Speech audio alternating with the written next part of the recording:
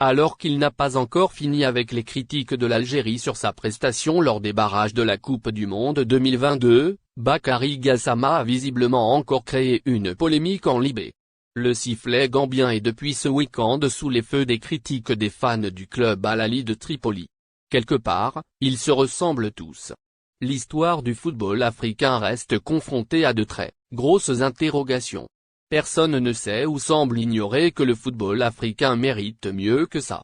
Étouffé par la FIFA qui veut tout simplement lui lier pieds et mains afin d'en décider de ce qu'elle voudrait en faire. La plupart des fédérations africaines préfèrent le silence. Les fédérations africaines continuent de patauger dans des situations qui aveuglent son avenir. La CAF risque de ne plus refaire surface. Le constat est dur, mais la réalité encaisse ses répercussions de cette triste situation. Rien n'est encore perdu, il suffit qu'une mobilisation de toutes les fédérations pour faire de cette instance le plus grand rocher où viendraient mourir les actions qui visent à briser cette instance.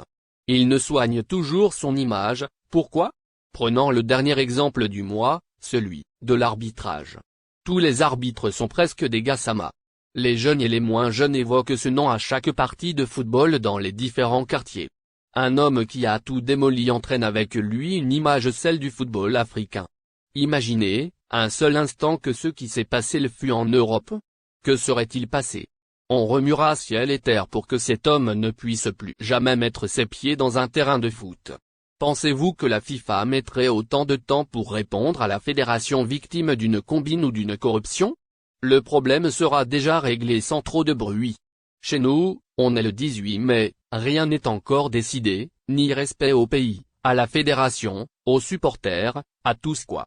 Voilà une réaction qui se multiplie à travers le pays, encadrée par quelques consultants qui veulent clôturer ce dossier et tourner la page.